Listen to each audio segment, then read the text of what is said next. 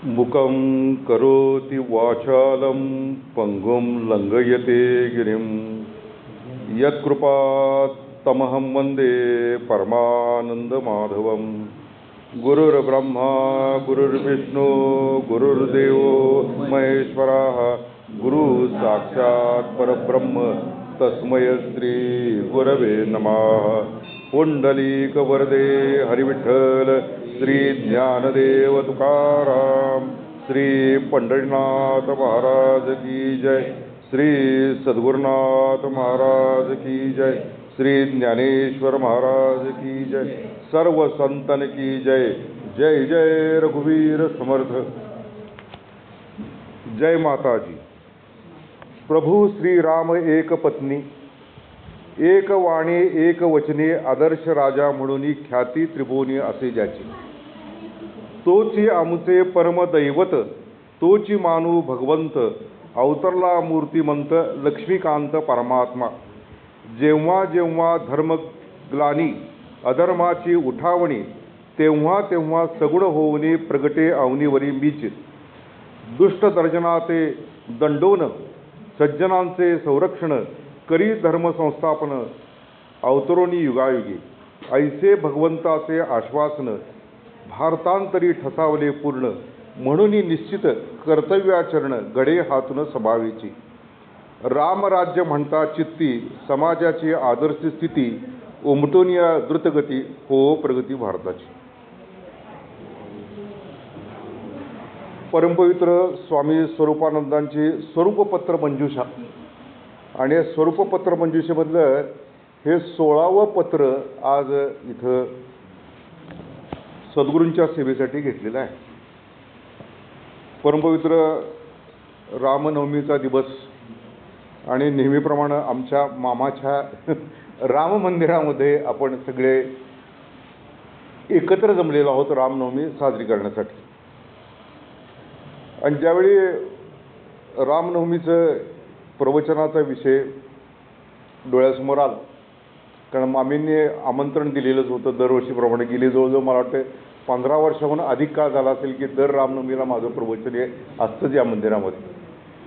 आणि त्यामुळं तो विचार करता करता स्वामी स्वरूपानंदांची ही स्वरूपपत्र मंजुषा डोळ्यासमोर आली, आणि त्यातलं हे 16वं पत्र जे आहे ते आज सेवेसाठी घेतलेलं। पत्र लिहिण्याचे दिवस आता संपलेले आहेत। म्हणजे फार पूर्वी आपण पत्र वगैरे लिहित होतो आणि त्या पत्राची वाट देखील बघत होतो, पण आता हातामध्ये मोबाईल आल्यापासून कोण कोणाला पत्र लिहित नाही, कोण कोणाला निमंत्रण द्यायला जात आहेत। व्हॉट्सअपवरती निमंत्रण पत्रिका पाठवलेली आहे, अगत्य येण्याचे करावे बस। म्हणजे एवढं ते पत्राचं हे होऊन गेलेलं आहे। आणि खरं म्हणजे पूर्वीच्या काळी इतकी पत्र लिहिली जायची। स्वामी विवेकानंदांनी पाठवलेली पत्रे किंवा स्वामी विवेकानंदांची पत्रे हा 600 पानाचा ग्रंथ उपलब्ध आहे। म्हणजे केवढी पत्र स्वामी विवेकानंदांनी त्यांच्या भक्तांना म्हणा, त्यांच्या गुरुबंधूंना, कितीतरी लोकांना लिहिलेली आहे। पूर्वीची ती सवयच होती हो पत्र पाठवायची। ज्यावेळी 1969 साली दीपलक्ष्मीचा अंक प्रसिद्ध झाला, स्वामी स्वरूपानंद विशेष अंक, आणि त्या अंकामध्ये सत्यदेवानंद सरस्वती जे स्वामींचे उत्तराधिकारी होते, त्यांनी एक छोटंसं हे टाकलं की बाबा स्वामींची जर काही पत्र उपलब्ध असतील तर ती मला पाठवा, म्हणजे मला त्याचा एक ग्रंथ प्रकाशित करायचा। 1 वर्ष वाट बघितल्यानंतर त्यांनी सांगितलं की साधारण 14 ते 15 पत्र आली, आणि ती देखील किती तर 2-4 ओळींची पत्र सद्गुरूंच्या हस्ताक्षरामधली, म्हणजे स्वामी स्वरूपानंदांच्या हस्ताक्षरामधली अशी 2-4 ओळीची किंवा एखादा अभंगचरण असलेली पत्र। त्यामुळे त्यांना म्हटले वर्षभर वाट बघून जर मला 14-15 पत्र मिळाली तर ग्रंथ स्थापन कसा, प्रकाशन कसा करायचा। आणि पुढे 2 वर्ष गेली असतील मध्ये, तर 1971 साली स्वामी स्वरूपानंदांनी सत्यदेवानंद सरस्वतींना बोलवून घेतलं आणि त्यांच्या खोलीत गेल्यानंतर 2 मोठ्या वह्या त्यांच्या हातामध्ये दिल्या त्यांनी। ते म्हणजे पूर्वी मी पद्यमय पत्र अनेक सूरदारांना, मित्रांना, भक्तांना लिहित होतो, आणि त्याची एक स्थळप्रत मी लिहून ठेवत होतो आणि या 2 वह्या ज्या आहेत त्याच मी घ्या म्हटलं. तर त्याच्यावरती सत्यदेवानंद सरस्वती म्हणाले की बाळकाची भूक कळे माऊलीते, म्हणजे लहान मुलं जे असतं त्याला भूक लागली काय लागली हे फक्त आईलाच लगेच कळतं. ते तसं माझ्या अंतःकरणामध्ये जे पत्राविषयीची जी धारणा होती ती धारणा ती भूक स्वामी स्वरूपानंदांना सद्गुरूंना कळली आणि त्यांनी ही 60 पत्रांची वही माझ्याकडे दिली. मग त्यांनी ती आळंदीला जाऊन पुन्हा तपासली वगैरे सगळे आणि मग त्या पत्राचं एक वर्गीकरण करून त्यांनी एक ग्रंथ प्रकाशित केला. त्याचं नाव स्वरूपपत्र मंजूषा. तर मंजूषा म्हणजे पेटी. मंजूषा या शब्दाचा अर्थ काय, माणूस पेटी. आणि मंजूषा कशाला म्हणतात तर ज्याच्यामध्ये अत्यंत मौल्यवान असे दागिने ठेवले जातात त्याला मंजूषा असं म्हटलेलं आहे. म्हणजे ते हे स्वामी स्वरूपानंदांची पत्र जणू काही इतकी मौल्यवान आहेत की त्यांना मंजूषा म्हणजे पेटीमध्ये घालून ठेवण्यासारखे जातात.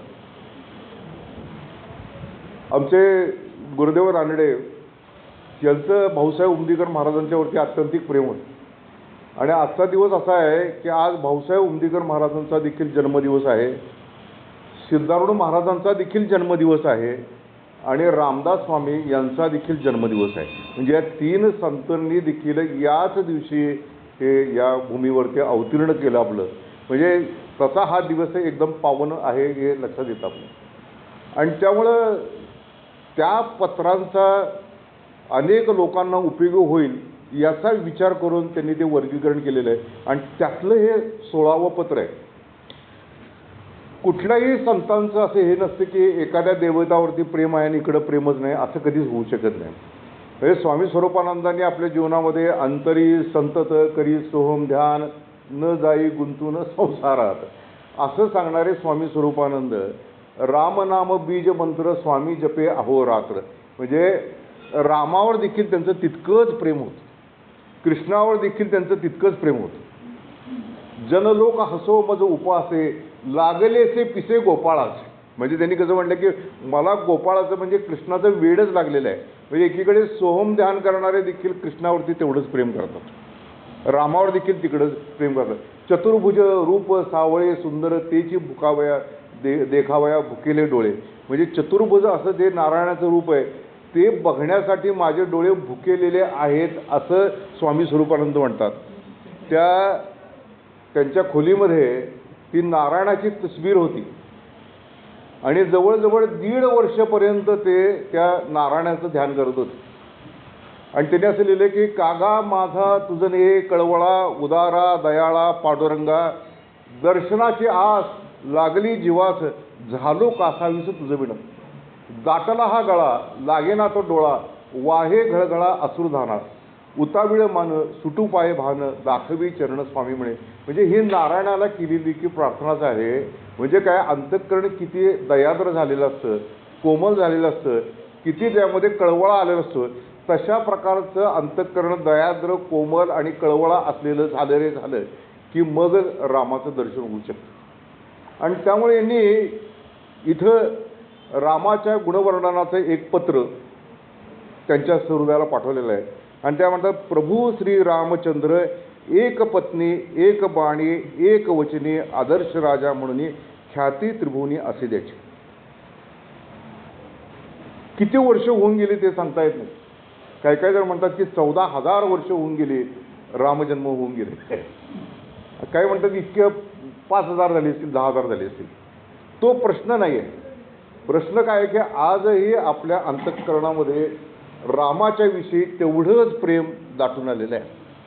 आणि तर समर्थ तर म्हणतात की रामकथा ब्रह्मांड भेदून पल्याड न्यावी, की ब्रह्मांड भेदून तिकडे नेली पाहिजे एवढी ही रामकथा महत्त्वाची आहे.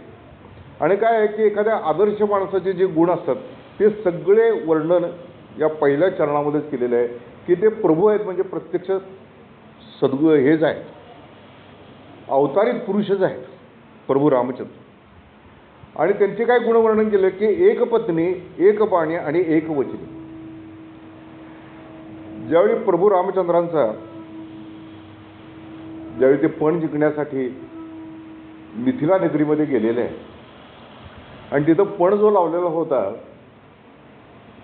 तो म्हणजे परशुरामाचं जे धनुष्य जे आहे त्याला प्रत्यंजा चढवायचं हे, आणि ते धनुष्यबाण इतकं जड होतं की 4-4, 5-5, 6-6 माणसं लागायची ते धनुष्य उचलण्यासाठी. ज्यावेळी परशुराम हे जनक राजाकडे गेलेले आहेत आणि ते म्हटले कसं काय वगैरे ख्याली खुशाली सगळी झाली, आणि ते म्हटले माझं धनुष्य कुठे आहे म्हटले ते.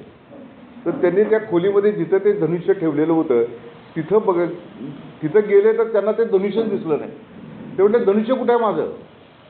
तर म्हटले ते कुठे कुठे बघता बघता ते म्हटले थांबा बघतो मीच.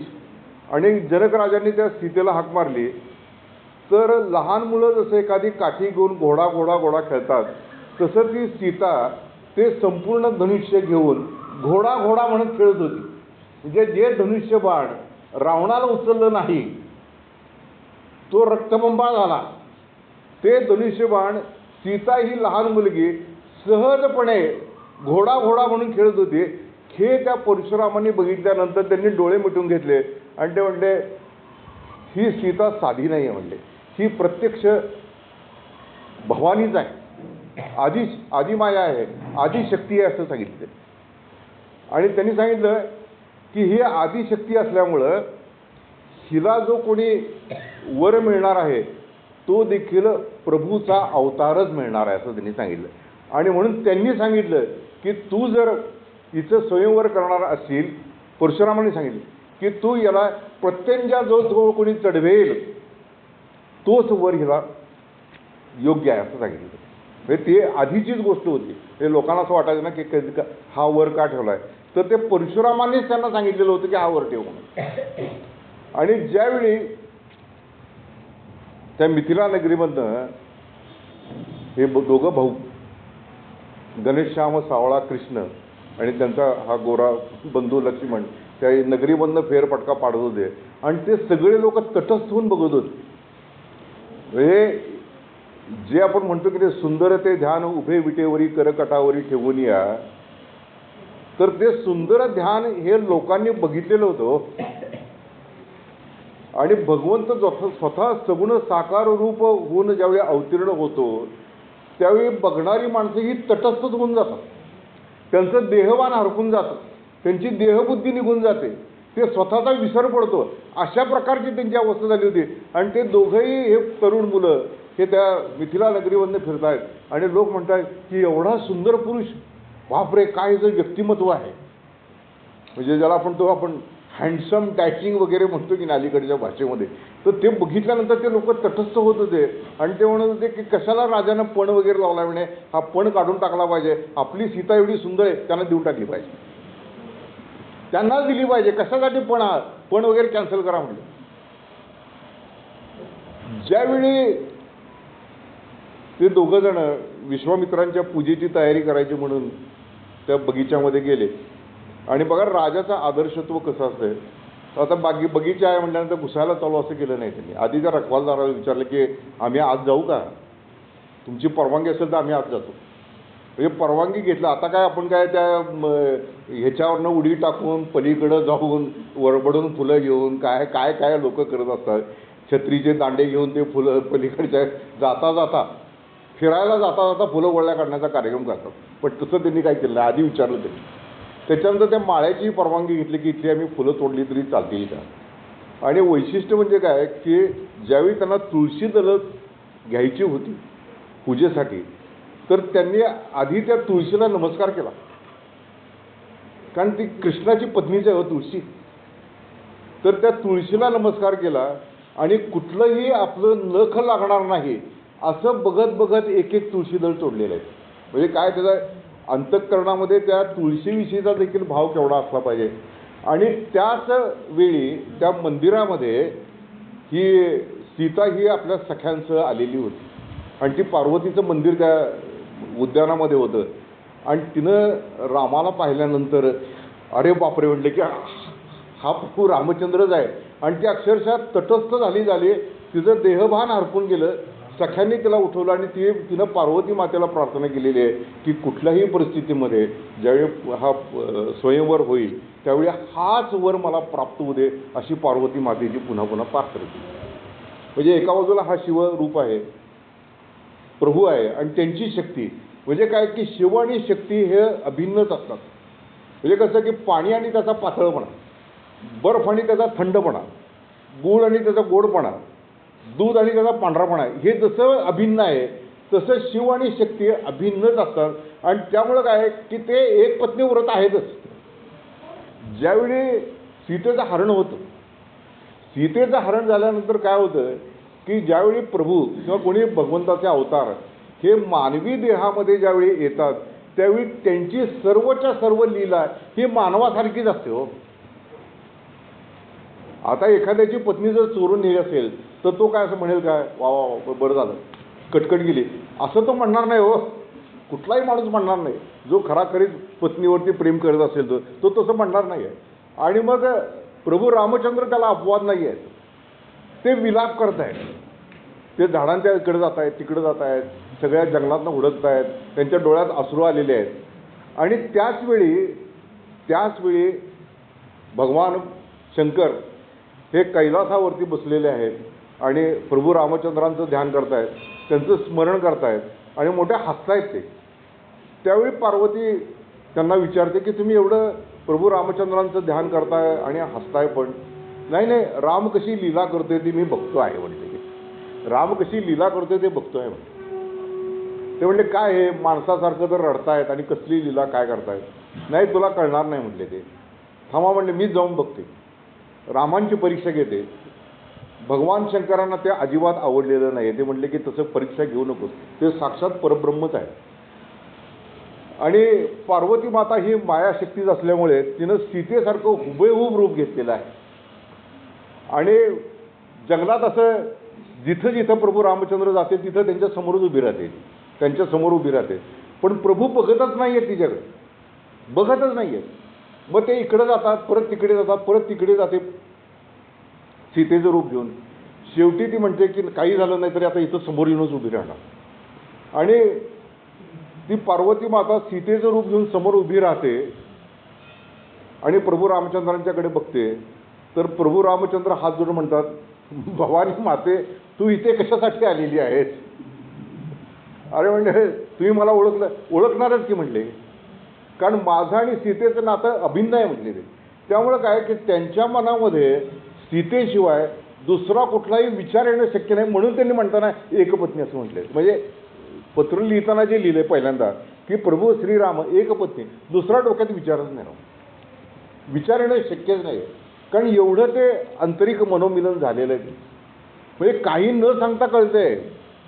ती नदी ओलांडायची असते, ती आपण केवटाची कथा बघितलेली आहे की नावाडी तो पलीकडे घेऊन जातो आणि घेऊन गेल्यानंतर याला काहीतरी द्यायला पाहिजे ना, द्यायला पाहिजे आता याला काहीतरी, कारण त्यानं त्याची काहीतरी मजुरी असेल काय असेल किंवा काय त्या काळचा पैसा असेल तो दिला पाहिजे.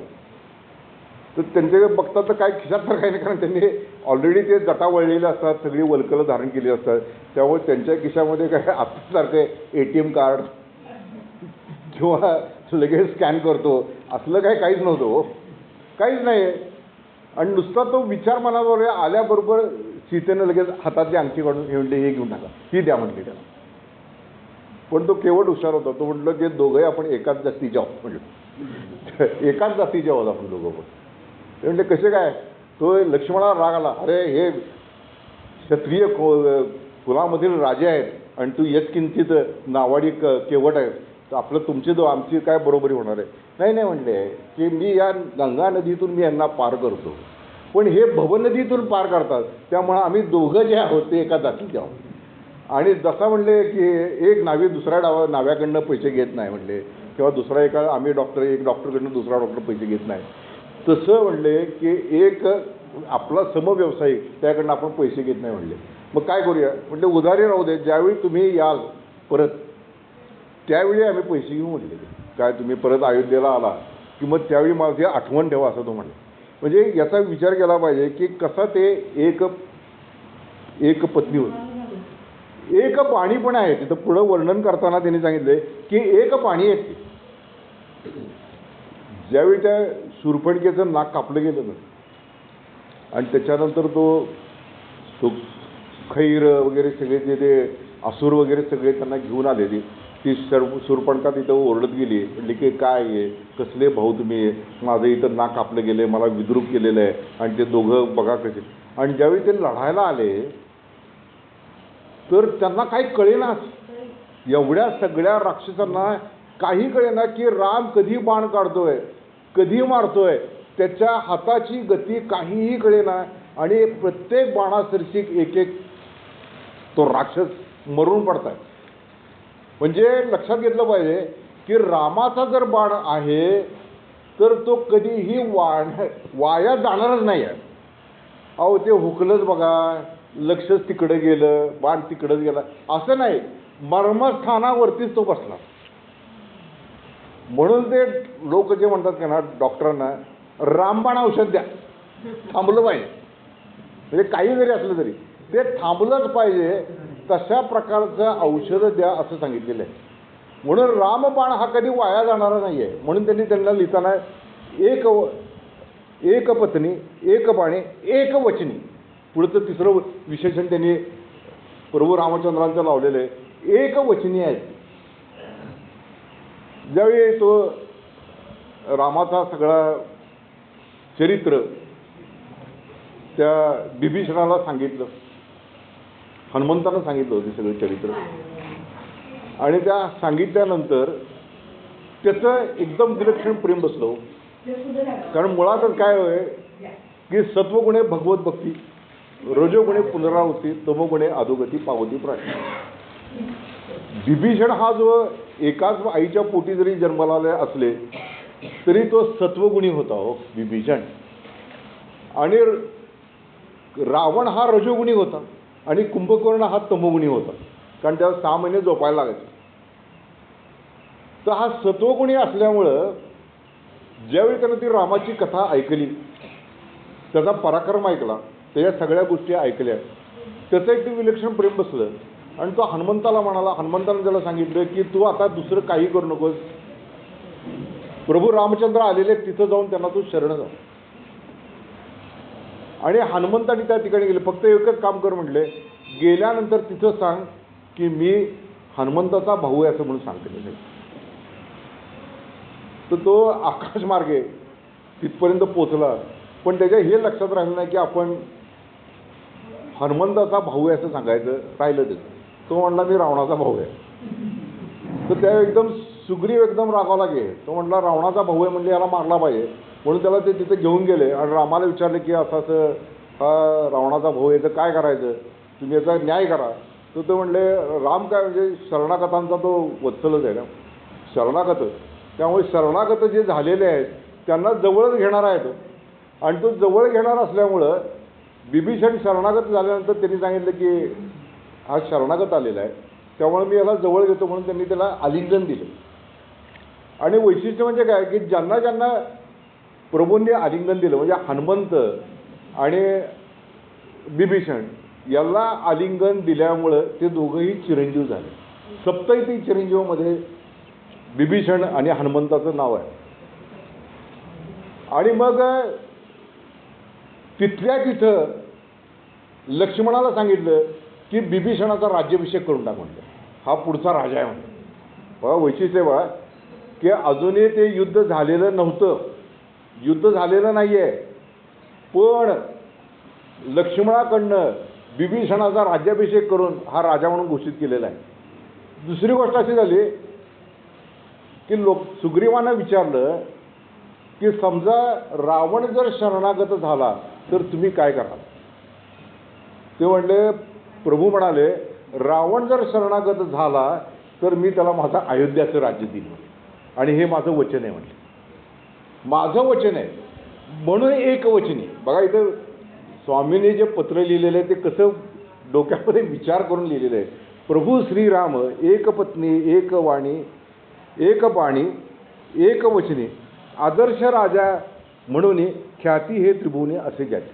की आदर्श राजा आज देखील आपल्याला काय वाटतं की रामराज्य आलं पाहिजे असं म्हणतो आपण. रामराज्य आलं पाहिजे असं म्हणतो, याचं कारण काय की राम हा आदर्श राजाचा आहे. जसं छत्रपती शिवाजी महाराज एक आदर्श राजे होऊन गेले अलीकडच्या काळामध्ये, तसं प्रभू हे आदर्श राजा आहे. आदर्श राजाचे काही गुण सांगितले तो काय नुसतं जर आदर्श राजा असा होऊ शकत नाही ना. तो आदर्श राजाची पहिली कॅटेगरी काय असेल तर त्याची जी प्रजा जी आहे ती सुखी असली पाहिजे. ज्याच्या राज्यामध्ये प्रजा सुखी आहे तो आदर्श राजा आहे. दुसरी गोष्ट काय आहे, त्यांना आपल्या प्रजेला आपलं आत्मवत मानलं पाहिजे. म्हणजे जणू काही आपल्या कुटुंबातीलच माणसं आहेत अशा प्रकारचा भाव त्याच्या अंतःकरणामध्ये असला पाहिजे. मागे एक डॉक्टर मला भेटलेले होते आणि ते म्हटले की माझ्या बॉसनी म्हणजे त्यांचे बॉसनी ते म्हणजे डॉक्टर ते म्हटले की माझ्या बॉसनी एकच गोष्ट मला सांगितली म्हटले की ज्यावेळी तुझ्याकडे पेशंट येईल त्यावेळी तो पेशंट तुझ्या घरचाच माणूस आहे असं समजून तू सगळं कर. म्हणजे किती महत्त्वाची गोष्ट सांगितलेली असेल म्हणजे की आपल्या घरचा पेशंट आहे असं समजून. म्हणजे येणारी कोणतरी भगिनी असेल, मुलगा असेल, काका असेल, थोरली भगिनी असेल, म्हणजे येणारा पेशंट त्याच्या वयानुसार म्हणजे एखादा लहान मुलगा आला तर आपला नातूच आहे असं आपल्याला वाटलं पाहिजे. म्हणजे काय होईल की आपण त्याच्याकडे बघताना बकरा आहे त्याला ओढपाडून खाल्लं पाहिजे असं वाटणार नाही हो त्याला त्या माणसाला. तसं राजाला देखील असं वाटलं पाहिजे ही माझी प्रजा मुलासारखीच आहे. आणि त्यामुळे प्रभू रामचंद्रांना ती सर्व प्रजा आपल्या घरातलेच लोक आहेत असं वाटत होतं. त्याच्यानंतर कुणावरती अन्याय होऊ नये हे पण त्यानं बघितलं पाहिजे. त्यानं स्वतः नीती न्याय मर्यादा यानं वागलेलं असलं पाहिजे. तरच तो लोकांना नीती न्याय मर्यादा सांगेल ना. म्हणजे आधी आपल्यामध्ये ते गुण जर असतील तरच ते गुण लोक बघणार आणि त्यांना सांगणार. नाही तर तुम्ही असं केलं पाहिजे, तुम्ही तसं केलं पाहिजे, लोकांनी यांच्याप्रमाणे वागलं पाहिजे, आम्ही नाही वागणार. तर तसं चालत नाही. प्रभू रामचंद्र स्वतः नीती न्याय मर्यादेने वागत होते. त्यांचं बोलणं, त्यांचं बघणं, त्यांच्या सगळ्या गोष्टी ह्या लक्षात घेण्यासारख्याच होत्या. वचन म्हणजे वचनच तिथे. ज्यावेळी त्या कैकेयीनं त्यांना ते सांगितलेलं आहे की 14 वर्षाचा वनवास, त्यांनी तो शब्द खाली पडून दिलेला नाही आहे. शब्द खाली पडून दिलेला नाही. तिला वाईटशी दुरुत्तर पण काही केलेली नाही आहे. तिच्यावरती ते रागवलेले पण नाही आहेत. ते म्हणतात की वनामध्ये जाऊन मला संतांचा ऋषींचा सहवास मिळेल आणि सत्संग होईल एवढ्या एका कारणासाठीच तुम्हाला पाठवते. अशा प्रकारचा भाव व्यक्त करणं म्हणजे अंतःकरण किती सुहृदय असेल, कोमल असेल, या सगळ्या गोष्टींचा विचार केला पाहिजे. सगळे आदर्श त्यामध्ये आहेत. ज्यावेळी ते जटायू तो बघतो की एक राक्षस तिला घेऊन चाललेला आहे आणि मग ते आपल्या खुणा काढाव्यात म्हणून अंगावरचे दागिन्याची टाकत जाती आहे. तर टाकत जाताना ते दागिने त्यांना सापडतात आणि मग गळ्यातला एक कंठा नेकलेस असतो. तो नेकलेस ते लक्ष्मणाला दाखवतात.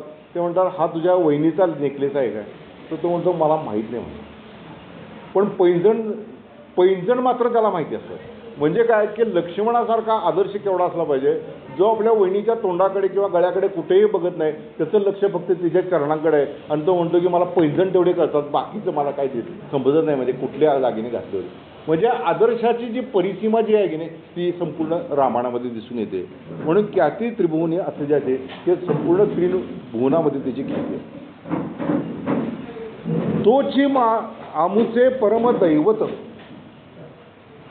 तोची मानू भगवंत, अवतरला मूर्तिमंत लक्ष्मीकांत परमात्मा. की तोची आमुचे परम दैवत. प्रत्येकाच्या कुळामध्ये आपलं एक दैवत ठरलेलं असतं. जसं समर्थांच्या कुळामध्ये प्रभू रामचंद्रांची उपासना 8 पिढ्या पाठीमागचं चालू झालेली आहे. पुन्हा आमचे कुळी रघुनाथ, रघुनाथ हे आमचा परमार्थ, जो समर्थांचा समर्थ देवासोडीचा, त्याचे आम्ही सेवकजन, सेवेकरता झाले ज्ञान, ते अभाव धरता पतन पाविजे लेखी. रघुनाथ भजने ज्ञान झाले, रघुनाथ भजने महत्त्व वाढले, म्हणून तू अधिक केलीची पाहिजे. आणि त्याच्यामुळं काय कुळामध्ये जर परमदैवत असेल तर त्याचीच उपासना आपण केली पाहिजे. आमच्या कुळात रघुनाथ आहे, उपासना काय, उपासना वगैरे काय नाही, आमच्या कुळात आहेत होते. जर आमच्या कुळामध्ये आहेत तर सकाळपासून संध्याकाळपर्यंत त्याच्या उपासनेमध्ये तत्कथनम, तत्चिंतनम, अन्योन्यम तत्प्रबोधनम या 3 गोष्टींनी राहिलं पाहिजे ना. सांडून आपली संसार व्यथा, करीत जावी देवाची चिंता, कथा कीर्तन निरूपण वार्ता देवाच्याची कराव्या. म्हणजे सकाळपासून संध्याकाळपर्यंत संसाराची चिंता करू नये, त्याची चिंता करावी. म्हणजे काय, त्याचं चिंतन करावं. आणि जे काय बोलायचं असेल ते त्या आपल्या कुलदैवताविषयीच बोलावं. त्यांना सांगायचं काय की तोची आमचे परमदैवत, तोची मानू भगवंत, तोच भगवंत आहे. आणि त्यामुळं परमदैवत असल्यामुळं त्याच्या कथनामध्ये, त्याच्या चिंतनामध्ये, त्याच्या बोधामध्ये राहणं हीच एक गोष्ट आहे ना. आणि त्यामुळे बघा, गोंदवलेकर महाराजांच्या चरित्रामध्ये त्यांनी आयुष्यामध्ये काय केलं, आयुष्यामध्ये आपल्यासारख्या सर्वसामान्य लोकांच्या अंतःकरणामध्ये रामनामाचं प्रेम ठसावं एवढाच प्रयत्न केला. म्हणजे सकाळी उठल्यानंतर नित्य उठवून या खायाचीच चिंता असं त्यांनी केलं नाही. सकाळी उठल्याबरोबर ते पहिला विचार काय करत की आज रामाला नैवेद्य काय करायचं. आम्ही रविवारचं काय की आज काय मागवायचं काय, झोमॅटो स्विगी याच्यावरनं मागवायचं काय, सकाळचा नाश्ता कुठनं मागवायचा, म्हणजे काय नित्य कुठं खायची चिंता. पण त्यांनी ते नाही, पहिल्यांदा नैवेद्य काय करायचा रामाला, रामाला आज वस्त्र कुठली नेसवायची, आज कोण येतील त्यांच्याकडं कसं, त्यांचं कसं काय सेवा वगैरे करायची. आणि त्यामुळे सकाळपासून संध्याकाळपर्यंत जे जे कोणी लोक येतील त्यांना ते रामाविषयीच बोलत, नामाविषयीच बोलत, दुसरं काय डोक्यामध्ये विषयच नव्हतं. कोणी इथं नुसतं त्यांनी सांगितलं आमचे परमदैवत तोची मानू भगवंत, की तो भगवंतच आहे. म्हणून ज्ञान वैराग्य ऐश्वर यशस्वी औदार्य हे 6 गुणवर्य वस्ती जेत, म्हणून तो भगवंतो निसंगाचा सांगा. भगवंत या शब्दाचा अर्थ काय की ज्ञान वैराग्य ऐश्वर यशस्वी औदार्य हे 6 गुण ज्या ठिकाणी आहेत याला भग म्हणतात, भगवंताची संपत्ती म्हणतात. ही भगवंताची संपत्ती ज्याच्याजवळ आहे तो भगवंत. आणि तो कसा आहे, निसंग जो झाला, जो बैरागी झाला, जो संन्यासी झाला त्याचा तो सांगाती आहे. आणि त्यामुळे रामदासांच्या बरोबर का आला तर त्यांनी सर्व संघ परित्याग केला म्हणून आला. संसार मिथ्या ऐसा कळला, जेणे ज्ञान समजून निघून गेला तेणे जण पावन केला आपणासारखा. की बरोबर आज जन्म झालेला जर समर्थ रामदासांचा, त्यांनी आईला सांगितलं होतं त्या बोहल्यापर्यंत येणार, मामाचीच मुलगी केलेली होती त्यामुळे बोहल्यापर्यंत येणार. आणि तिथं आल्या आल्या ते पळाले. 12 वर्षाचा मुलगा पळतोय याचा विचार केला पाहिजे की त्याच्या अंतःकरणामध्ये विवेक वैराग्य शमदमादी संपत्ती आणि मुमुक्षत्व किती भरलेलं असेल. आज 12 वर्षाची आपली मुलं आहेत त्यांच्यामध्ये केवढं वैराग्य भरलेलं असतं, हातातनं मोबाईल सोडत नाही. बाकीच्या बाबतीत वैराग्य, मोबाईल बाबतीत वैराग्य नाही. सकाळपासून आई दे की मोबाईल, आई मोबाईल दे की, मोबाईल दे, गेम बघतो, हे करतो ते करतो. म्हणजे काय की 12 वर्षाचा मुलगा संसारच मिथ्या असा कळून तो घरातनं जातोय आणि तिथून दरमजल करत टाकळीला जातो. टाकळीला जाऊन तिथं 13 कोटी रामनामाचा जप आणि गायत्रीची 7 पुरचरणं करतो. एवढंच नव्हे तर आत्मसाक्षात्कार करून घेतो. नाना ग्रंथांच्या संमती, उपनिषदे, वेदांत श्रुती आणि मुख्य म्हणजे आत्मप्रचिती शास्त्रीय सहित असं करणारा तो महात्मा केवढा मोठा असला पाहिजे याचा विचार केला पाहिजे. आणि म्हणून इथं काय म्हटलंय की तोची मानू भगवंत अवतरला मूर्तिवंत लक्ष्मीकांत परमात्मा, की साक्षात परमात्मा म्हणूनच अवतरलेला आहे. आणि त्याचं कारण पुढच्या 2 श्लोकांमध्ये 2 ओळ्यामध्ये दिलेलं आहे की जेव्हा जेव्हा धर्मग्लानी अधर्माची उठावणी तेव्हा तेव्हा सगुण होणी प्रगटे अवनीवरी. की 4थ्या अध्यायामध्ये भगवंतांनी यदा यदा ही धर्मस्य ग्लानिर्भवती भारत अभ्युत्थान अधर्मस्य तदात्मानं सृजामि. हे 2 श्लोक दिले. परित्राणाय साधूनां विनाशाय दुष्कृतां धर्मसंस्थापनार्थाय संभवामी युगे. आता काय झालं, संतांचं जे अध्ययन झालेलं असतं की मी आधीच बघितलं की नाना ग्रंथांच्या म्हणजे सगळ्याचं अध्ययन झालं असतं. स्वामी स्वरूपानंदांनी देखील लिहिले की बालपणापासूनही होता माझा गीता अध्ययनी छंद, की लहानपणापासूनच गीतेचा अध्ययनाचा छंद लागलेला होता. आणि त्यामुळं कुठलंही अभंग लिहिले असतील, काही काव्य केलेलं असेल तर त्याच्यामध्ये त्यांनी केलेल्या अध्ययनाचं प्रतिबिंब पडणं हे साहजिकच आहे ना त्याच्यामध्ये. आणि त्यामुळे त्या 2 श्लोकावरती जे काही त्यांना भाष्य करायचं होतं ते इथं त्यांनी बरोबरच दिले की जेव्हा जेव्हा धर्मग्लानी अधर्माची उठावणी तेव्हा तेव्हा सगुण होऊनी प्रगटे अवनीवरी मीचे. हे भगवंताचं वचनच आहे ना की धर्माला ग्लानी येते. आणि ती तर आता आलेलीच दिसून येते आपल्याला. आपल्याकडे आता धर्म वगैरे काय राहिलेलंच नाही. लोकांना धर्मच नको आहे. लोकांना आता धर्म वगैरे काय नकोच आहे. धर्म वगैरे काय सांगू नका म्हणतात ते. नीती आचरण वगैरे काय सांगू नका. आम्ही कसेही वागू, काहीही करू. त्यामुळे धर्माची ग्लानी आलेलीच आहे. आणि ती येण्याचं कारण काय आहे की त्याचं ज्ञानेश्वरीमध्ये माऊली महाराजांनी लिहिलेलं आहे की विषयांचा हे म्हणजे आत्मबोधाचा विसरू पडे. आत्मबोधाचा विसर पडल्यामुळं जे प्राणिया कामी भरू देहाची वरी आदरू म्हणूनही पडला विसरू आत्मबोधाचा. आता विषयांचा देह मी आहे असं वाटणं आणि त्याच्यामुळे देह मीच आहे असं वाटल्यामुळं काय की साहजिकच माणसाची जी ओढ जी आहे की शब्द स्पर्श रूप रसगंध या 5 विषयांच्याकडे त्याची ओढ लागते. आणि त्यामुळं मी आत्मस्वरूप आहे याचा विसर पडून जातो. ती धर्मग्लानी आहे.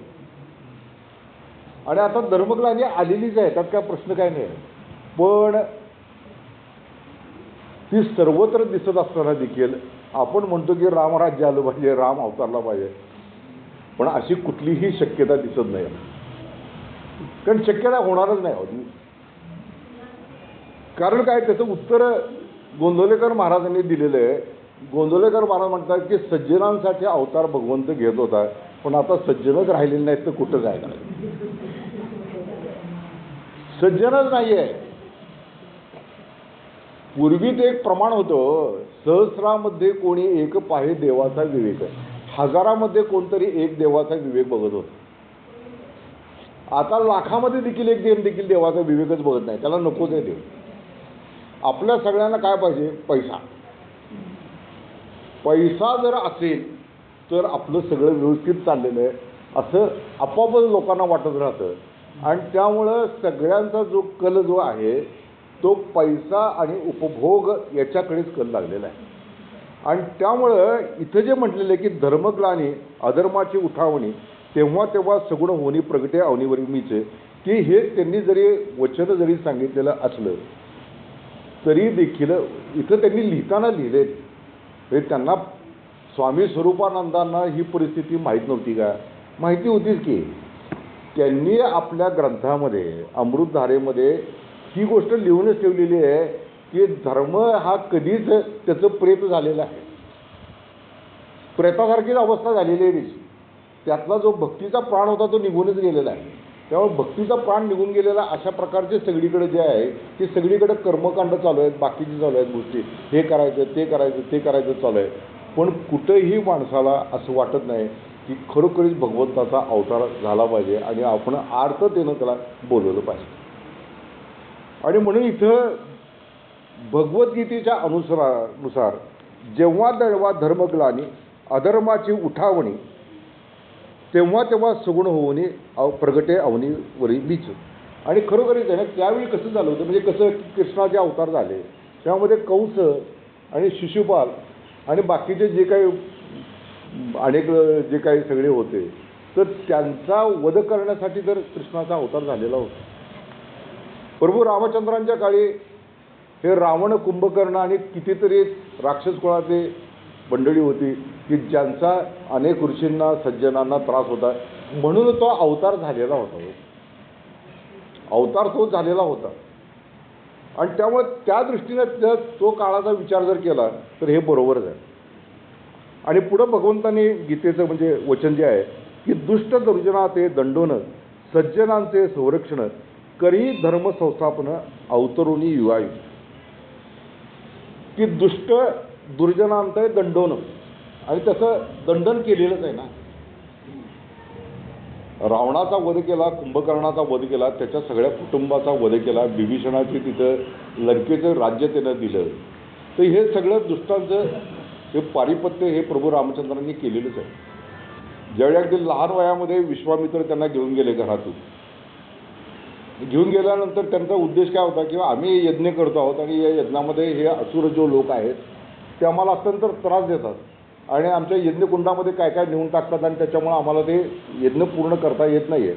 आणि त्यावेळी देखील म्हणजे हे तरुण राम लक्ष्मण त्यांना घेऊन विश्वामित्र गेलेले आहे आणि विश्वामित्रांच्या त्या यज्ञ आणि त्या सगळ्या ऋषींच्या यज्ञाचं रक्षण प्रभू रामचंद्रांनी केलेलं आहे. म्हणजे इथं जे त्यांनी सांगितलेलं आहे की दुष्ट दुर्जनांचे दंडून सज्जनांचे संरक्षण हे त्यांनी त्या अवतारामध्ये केलेलं दिसून येतं. करी धर्म संस्थापन अवतरुणी युगे, की धर्माची स्थापना पुन्हा पुन्हा करायला लागते. याचा अर्थ काय की पुन्हा पुन्हा एखादी जर गोष्ट व्यवस्थितपणे सांगितली गेली नाही तर त्याच्यावरती धूळ बसते. हो, साधं घरातलं उदाहरण घेऊया. आपण एक महिनाभर आपण कुलूप लावून कुठेतरी गावाला गेलेलो आहोत आणि गावाला गेल्यानंतर परत पहिल्यांदा जर दरवाजा उघडला तर आपल्याला संपूर्ण घरामध्ये नखशिकांत सगळीकडे जिथे तिकडे धूळ पडलेली आहे, सगळीकडे धूळ पडलेली आहे. मग पहिलं आपलं काम काय की धूळ झटकणे हे काम असतं.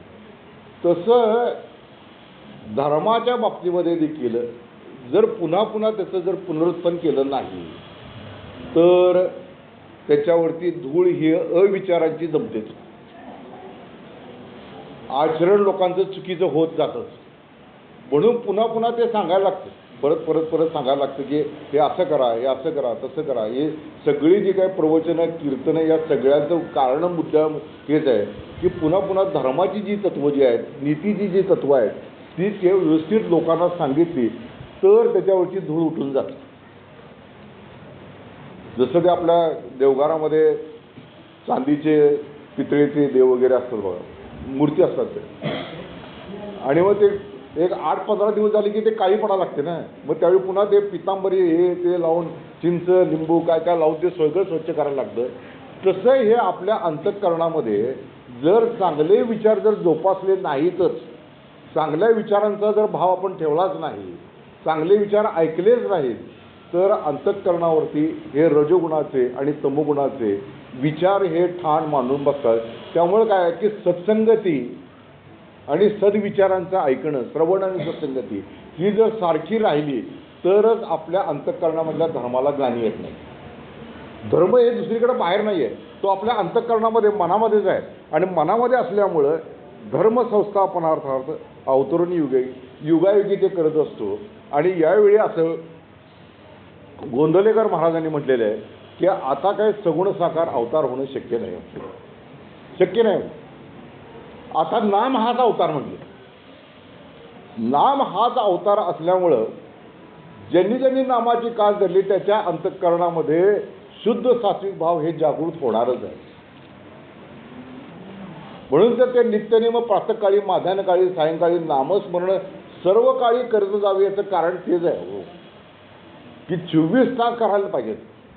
सकाळी एकदा तो भक्ती संगीत ऐकलं आणि त्याच्यानंतर दिवसभर नुसतं सिनेमा संगीत, नाटक संगीत हेच जर ऐकलं त्या FM बँडवरती ऐकत बसलं तर मग आपण प्रश्न काय माहिती काय, त्या 1 तासाचा नाही आहे, बाकीचे 23 तास मी काय करणार हा प्रश्न आहे. हो, 1 तास केलं की मी नामस्मरण केलं, बसलं, हरिपाठ वाचला, वाचन केलं, झाला, माझा आणि देवाचा संबंध संपला. सकाळचा एक मॉर्निंग सेशन केलेला आहे, आमचं मॉर्निंग सेशन असतो, तो सेशन पूर्ण केला, झालं आमचं काम संपलं. आणि मग नंतर 23 तास काय, 23 तासाबद्दलच महत्त्वाचं आहे. हो, ते 23 तास जर लागले तर पहिला तास चांगला जातो. आपलं काय होतं 1 तास करायचं आणि बाकीचे 23 तास माझ्या मनासारखं मी वागे, मला कोणी काही सांगायचं नाही, मला सगळं कळतंय. यस, हे अशी आपली भाषा. मग तुम्ही काय सांगा, काय करणार आपण तिथं. अवतरून युगे ऐसे भगवंताचे आश्वासन भारतांतरी ठसावले पूर्ण, म्हणून निश्चित कर्तव्याचरण घडे हातून स्वभावीच. की हे भगवंताचं आश्वासन आहे की पुन्हा पुन्हा मी अवतार घेतो. आणि हे भारतांतरी ठसावले पूर्ण की संपूर्ण भारतवर्षामध्ये म्हणजे आज तर मला वाटतं की काश्मीरपासून कन्याकुमारीपर्यंत जिथे जिथे आपले सगळे लोक आहेत सर्व भाषेतले, त्या सगळ्यांच्या अंतःकरणामध्ये जे जे कोणी हिंदू आहेत त्यांच्या अंतःकरणामध्ये आज रामाचं अधिष्ठान आहेच. जरी जरी तो प्रत्यक्ष सगुण साकार रूप जणू अवतार करून घेतलेला नसला तरी देखील आपल्या अंतःकरणामध्ये तो अवतार घेऊन उभाच आहे. आणि त्यामुळे काय होतं की त्याच्या चरित्राचा आठव करणं हे महत्त्वाचंच आहे ना. एवढी रामकथा सगळीकडे सांगितली जाते त्याचं कारण काय आहे की ते गुण शाश्वत आहेत. हो, शाश्वत गुण आहेत ना ते. आपण एकमेकाशी कसं वागायचं हा शाश्वत गुण आहे. हो, भावानं भावाशी कसं वागायचं हा शाश्वत गुण आहे. स्वामी विवेकानंद म्हणाले की लोक धर्म म्हणून मुंग्यांना साखर घालतात म्हणे. मुंग्यांना साखर ही साखर घालून ठेवायची, मुंग्या येतात, कारण काय ते पुण्याचं काम आहे. पण इकडे म्हणे इस्टेटीसाठी भावाचा गळा कापतात. म्हणजे हे नाही, दॅट इज नॉट ॲक्सेप्टेबल. हे रामाचं राज्य नाही आहे. हे रामाचं राज्य नाही आहे. भरत भेटायला येतोय, भरताला तेवढा आनंद झाला पाहिजे होता ना. भरताला आनंद झाला पाहिजे होता. राम गेला, राज्य मला मिळालं. म्हणजे राज्य मला मिळालं, आयतं मिळालं, कुठलाही काही प्रॉब्लेम नाही, आता मी आरामपर्यंत करू शकेन. असं 14 वर्ष तरी काही भानगडच नाही असं पण भरताला दुःख होतंय, आनंदीचं दुःख होतंय. तो आईला दूषणं देतोय की तू चुकीचं केलं असं म्हणतो ते. आणि चतुरंग सेनाबरोबर घेऊन तो रामाला आणण्यासाठी निघालेला आहे. ही केवढी मोठी गोष्ट असली पाहिजे ना की मी त्याचा अधिकारी नाही आहे. क्षत्रिय कुलामध्ये सांगितलेलं आहे की थोरला भाऊच अधिकारी आहे, तर त्याचं राज्य त्याला मिळालं पाहिजे असं त्याला वाटतंय. म्हणजे दोन भावांच्या मध्ये प्रेम असलेलं केवढं असू शकतंय हे लक्षातच घेता येत नाही. आज काय की आम्हाला वाटा दिलेला नाही आहे, मग आता केस घातली पाहिजे. बहिणीच भावावरती केस घालते. आम्हाला काही विचारलं नाही, काय सांगितलं नाही, आम्हाला काय देतो म्हणून सांगितलं नाही, आम्ही सहीच देणार. म्हणजे हे कलियुगाचे गुण आहेत. इथं वाट्याला आलेलं आहे पण नको म्हणतोय ते नाही. आणि प्रभू रामचंद्र त्याला सांगतायत की तू माझं राज्य म्हणून कर, तुला बसायचं नाही ना, ठीक आहे बसू नको. मग नंदीग्रामला येऊन तो राहतो आणि आपल्या भावाच्या पादुका साक्षात परब्रह्मस्वरूप आहे, देवस्वरूप आहे असं समजून तो तिथं स्थापना करतोय. आणि प्रत्येक गोष्ट त्या पादुकाला निवेदन करून की आज आम्ही असं करणार आहोत, आज आम्ही तसं करणार आहोत, हे त्या पादुकांच्या समोर सांगून तो करतो आहे. विनोबांनी लिहिलेलं आहे 14 वर्षानंतर ज्यावेळी प्रभू आले त्यावेळी त्या दोघांच्यामध्ये फरकच कळेना की दोघांचं साम्य दिसण्यामध्ये एवढं झालं होतं की राम कुठला आणि भरत कुठला हे कळेना. कारण काय, ज्याची ज्याचे ध्यान तेची होय म्हणून ही अवघे सारा पांडुरंग दृढधरा, की रामाचंच तो सदैव ध्यान करत असल्यामुळे तो रामरूपच झाला. आणि म्हणूनच निश्चित कर्तव्याचरण घडे हातून स्वभावे, की निश्चित कर्तव्याचरण जे काय असेल की नाही तेच घडतं. म्हणून आपण सकाळ उठून संध्याकाळपर्यंत तो विचार केला पाहिजे. रामानं आत्ता असता तर काय केलं असतं, तो कसा वागला असता, कसा बोलला असता, काय केलं असतं त्यानं, कसं चाललं असता, तो कशा पद्धतीनं तो आईशी बोलला असता, कशा पद्धतीने वडिलांशी बोलला असता. आज तर काय कोण करणार विचारायला जातच नाही. मुलं देखील काम असले तर बापाला फोन करतात, काम असलं तरच बापाला फोन, नाही तर ते फोन पण केला जात. कारण काय ते असतातच बाहेरच असतं ना ते, पुण्याला, मुंबईला, अमेरिकेत, इकडं कधीतरी त्यांचा फोन येणार आणि कधीतरी काय. म्हणजे काय की कर्तव्याचरण वगैरे ह्या सगळ्या गोष्टी आता लोपच पावलेल्या आहेत.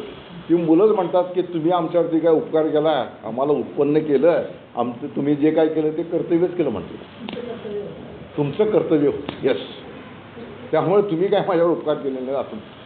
म्हणजे काय माणसाची प्रवृत्ती ही कशी आत्ताची राहिलेली आहे ही सगळी गोष्ट रामकथेमधून कळते हो आपल्याला. आणि त्यामुळे कुठेही त्या कैकेयीला दूषण दिलेलं आहे, कुठं काय हे केलेलं आहे, काय दूषण वगैरे काय नाही, काहीही बोललेले नाही आहेत.